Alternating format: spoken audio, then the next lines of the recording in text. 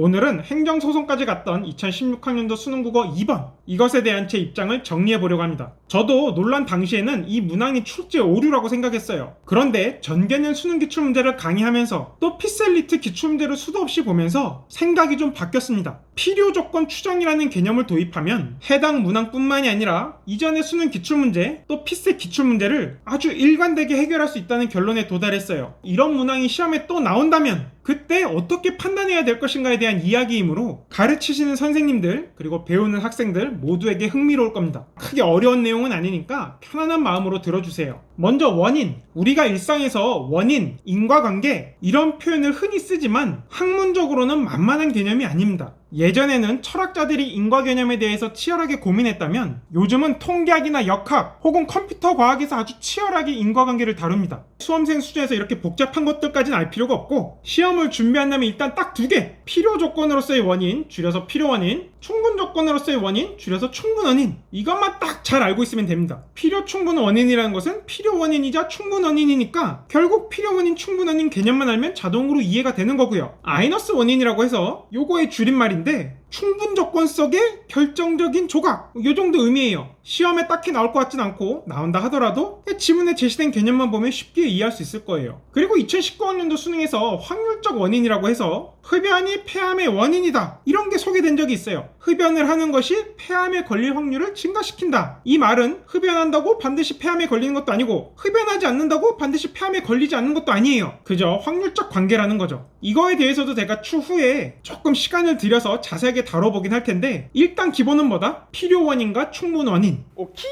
자, 먼저 필요 원인이란 무엇이냐? 결과를 일으키는데 없으면 안 되는 필수적인 원인을 가리킵니다. 없으면 안 된다는 반드시 있어야 하는, 반드시 존재해야 되는 이것과 똑같은 말이에요. 예를 들어 뇌염모기에 물린다고 반드시 뇌염에 걸리는 것은 아니지만 뇌염모기에 물리지 않으면 뇌염이 발생하지 않는데요. 이때 뇌염모기는 뇌염이 일어나기 위한 필요 조건으로서의 원인입니다. 줄여서 필요 원인. 우리가 일상에서 X가 Y의 원인이야 라고 할 때 필요 원인을 뜻하는 경우가 꽤 있어요. 예를 들어 어제 일어난 교통사고의 원인은 음주운전이다. 이 말은 무슨 뜻이에요? 음주운전 안 했으면 교통사고도 없었을 거야 라는 의미죠. 음주운전이 교통사고의 필요 원인이다 라고 개념적으로 이해할 수 있습니다. 반면 충분 조건으로서의 원인은 무엇이냐? 결과를 일으키는데 충분한 원인을 뜻해요. 다시 말해 원인이 있을 때 결과가 항상 발생하는 경우입니다. 예를 들어 콜라병에다가 총알을 때려 박으면 그 콜라병은 깨지겠죠? 총알이 아니라 미사일을 맞아도 콜라병은 깨질 거예요. 어쨌든 저쨌든 간에 총알에 맞으면 콜라병이 항상 깨지므로 콜라병이 총알에 맞는 것은 콜라병이 깨지기 위한 충분 원인이다 이렇게 생각할 수가 있어요. 콜라병을 깨뜨리기에 총알이 충분하다란 뜻이죠.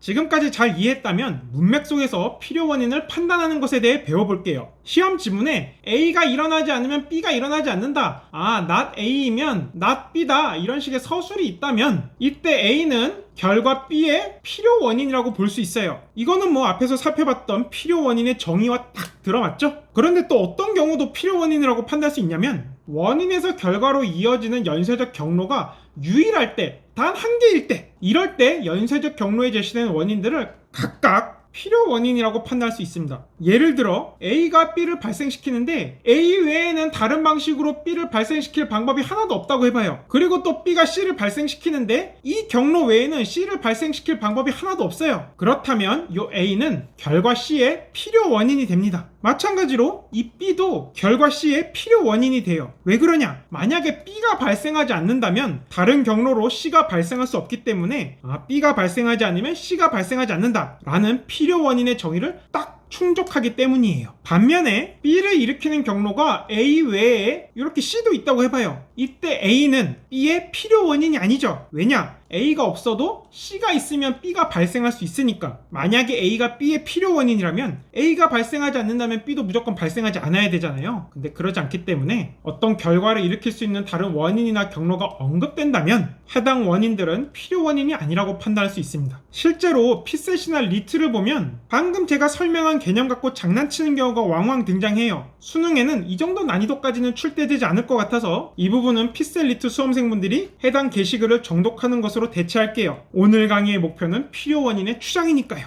빠밤. 방금 살펴봤던 필요 원인 판단은 명시적인 표현이 있었어요. A가 일어나지 않으면 결과 B가 일어나지 않아. 혹은 야, 결과 B를 일으키는 경로가 A 요거 하나뿐이야. 이런 게 있으면 우리가 탁 이거 필요 원인이구나 판단을 할 수가 있어요. 그런데 그런 명시적인 표현이 없어서 우리가 추정을 해야 될 때도 있습니다. 이 예문을 한번 살펴봅시다. A가 일어났다 그리고 B가 일어났다. 이러한 상황에서 C가 일어나면 D가 일어난다. 지금 이 부분을 잘못 읽으면 C가 일어나면 D가 일어난다고 했으므로 C는 D의 충분 원인, 충분 조건으로서의 원인이라고 생각하기 쉬워요. 그런데 C는 D의 필요 원인입니다. 이렇게 추정해야 옳습니다. 왜냐하면 지금 A랑 B가 일어난 이러한 상황, 아직 C가 없는 상황이죠. 이때에 D가 일어나지 않았죠. 그런데 A, B, C까지 딱 갖추어지니까 그때서야 뭐가 일어난 거예요? D라는 게 발생하죠. 이 말인 즉슨 A랑 B가 있어도 C가 없다면 D가 발생하지 않는다를 의미하므로 결국 뭐다? C는 D의 필요 원인이 된다. C가 없으면 D가 발생하지 않는다.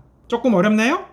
조금 어려워요. 맥락을 읽어야 하기 때문에 그렇습니다. 참고로 시험 지문에 나올 때는 이런 상황에서라는 명시적 표현이 생략될 때도 많아요. 그런 경우에도 똑같이 맥락을 고려해서 C가 D의 필요 원인이구나 이런 걸 여러분들이 읽어낼 수 있어야 됩니다. 그리고 이제 여러분들이 과학기술 지문을 읽게 되면 어떤 인과 경로가 하나 탁 제시될 텐데 이것이 마치 유일한 경로인 양 가정되는 경우가 흔해요. 지문에 X가 Y를 일으킨다라는 서술이 있다면 X가 없으면 Y가 일어나지 않는다. X가 Y의 필요 원인이겠구나 라고 추정할 수 있어야 돼요. 단 이러한 추정은 파기 가능, 철회 가능합니다. 언제? 다른 원인이나 경로가 지문이나 보기에 제시되거나 혹은 지문에 언급되지 않았어도 그냥 상식적으로 생각할 때 이 결과를 일으키는 다른 원인이나 경로가 일반 상식적으로 떠올릴 수 있다면 내가 필요 원인이라고 추정한 이것은 바로 파기가 돼요. 이런 추정은 제시된 원인 외에 결과를 일으키는 다른 원인이나 경로가 존재해서 문제풀이 시 고려해야 된다면 출제자가 지문에 명시적으로 언급했어야 하거나 혹은 수험생이 쉽게 떠올릴 수 있어야 한다라는 다소 강한 가정하에서 성립하긴 합니다.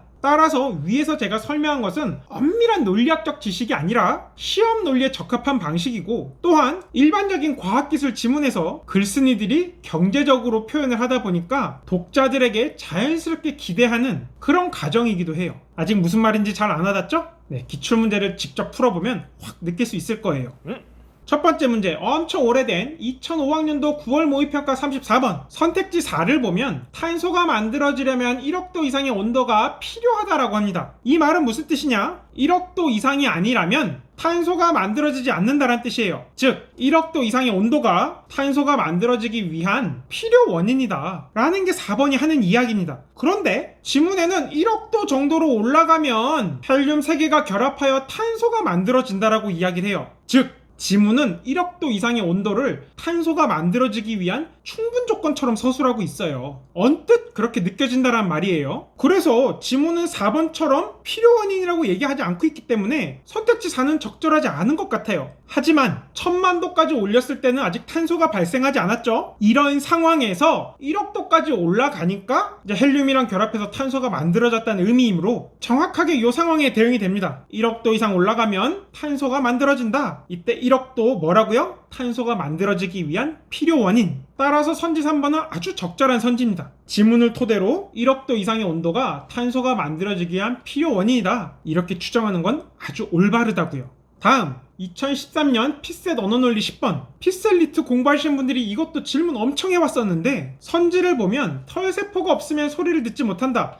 털세포는 소리의 필요 원인이다 이런 서술이죠. 그런데 지문을 보면 털세포가 움직임을 감지하여 신호를 만들고 그 신호를 뇌에 전달한다 이런 과정을 통해서 소리를 들을 수 있다고 했어요. 털세포, 신호 전달, 뇌, 소리 들음 이러한 연쇄적 인과관계가 나와 있죠. 그리고 이게 전부예요. 다른 식으로 소리를 들을 수 있다는 식의 언급이 1도 없죠. 우리가 상식적으로 생각하기에도 소리를 들을 수 있는 다른 방법이란 게 있을 것 같지 않고요. 이렇게 유일한 인과적 연쇄 경로에서는 이 털세포를 소리를 듣기 위한 필요 원인으로 추정할 수 있습니다. 따라서 1번도 아주 적절한 추정이에요. 지문으로부터 추론할 수 있는 내용이라고요. 그렇구나. 드디어 우리의 목표 2016학년도 19번 문제. 기존 기출문제와 연결하여 이 지문에 대한 구체적인 해설을 하는 것은 제가 전기추이에서 아주 소상히 다뤘으므로 이 강의에서는 논란이 되는 부분만 딱 살펴보겠습니다. 지금 에버랜치 광 다이오드라는 게 나왔는데 광신호가 굉장히 약해질 때 그 적어진 수의 광자를 검출하는 장치래요. 그래서 약한 광신호를 측정이 가능한 크기의 전기신호로 변환해주는 장치다. 이러한 장치는 크게 흡수층과 에버랜치 영역 전극으로 구성되는데 흡수층에 충분한 에너지를 가진 광자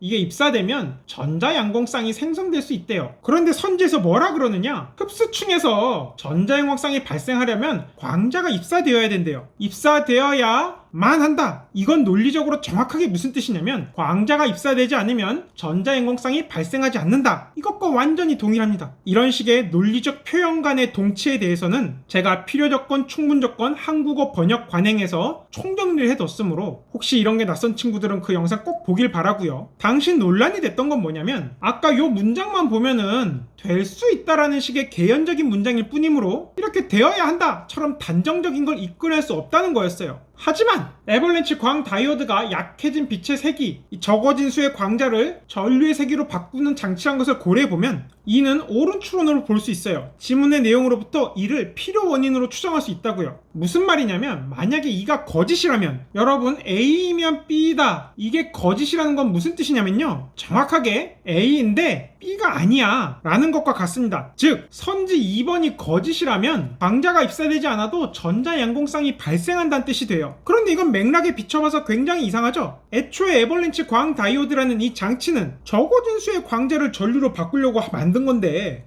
광자가 없어도 이게 발생하고 여차저차해서 전류가 발생하게 된다면 그런 상황은 지문의 맥락과 어긋나게 돼요. 정리하자면 지문에 비춰봤을 때 2번이 거짓이라는 것은 말이 안 되므로 2번은 참이다 이렇게 판단할 수 있고 따라서 윗글의 내용과 일치하는 것으로서 정답입니다. 참고로 이 문항은 다르게 바라볼 수도 있어요. 이에 제시된 것처럼 광자가 전자양공쌍 발생의 필요 원인이라는 것을 파기할 만한 근거가 지문이나 보기나 일반 상식 내에 존재하지 않으므로 지문에 제시된 경로를 유일한 경로로 추정할 수 있어요. 그리고 그러한 추정에서 2번은 옳게 되죠. 충분한 에너지를 지닌 광자의 입사가 전자양공쌍을 만드는 유일한 경로라면 당연히 광자 입사가 없으면 충분한 에너지의 광자 입사도 안 되고 따라서 전자양공쌍의 발생도 불가능하죠. 그래서 당시에 출제기관에서 이의신청 관련 답변 자료를 내놓았는데 거기에 나온 내용을 봐도 결국 약한 광신호를 측정에 가능한 크기의 전기시도로 변환해주는 그런 소자라는 맥락을 봐도 그렇고 그 후에 작동 원리를 봐도 그렇고 이런 내용에 비춰보면 전제 조건이다, 필요 조건이다. 지문에서 벗어난 다른 상황을 가정할 필요 없이 지문만 보면 광자 입사가 에버랜치 광 다이오드의 필요한 조건, 필요 원인임을 알 수 있다 라는 게 평가원의 답변이었어요. 지금까지 강의의 흐름을 잘 따라왔다면 방금 제가 한 얘기에 동의할 수 있을 겁니다. 제가 이 강의를 준비하기에 앞서 과학 철학을 전공한 교수님, 분석 철학을 전공한 교수님께 각각 따로 의뢰를 드려봤습니다. 2번 윗글의 내용과 일치하는 것으로 봐도 되냐고. 근데 두 분 다 답변이 똑같았어요. 2번 필요 원인으로 추정하기에 충분해 라는 거였습니다. 두 분 중에 한 분은 출제 경험도 굉장히 많은 분이시고요. 그래서 최종적으로 정리하자면 방금 살펴본 2016학년도 수능 19번 뿐만이 아니라 다른 기출문제와 정합적으로 정답이 정답으로 판단되게끔 해석하기 위해서 또 유사한 문제를 나중에 여러분들이 시험장에서 만났을 때 정답을 맞추기 위해서 제가 앞서 설명한 필요 원인 추정 이 내용을 방금 제시한 3개의 문제와 함께 잘 복습해 두길 바라겠습니다.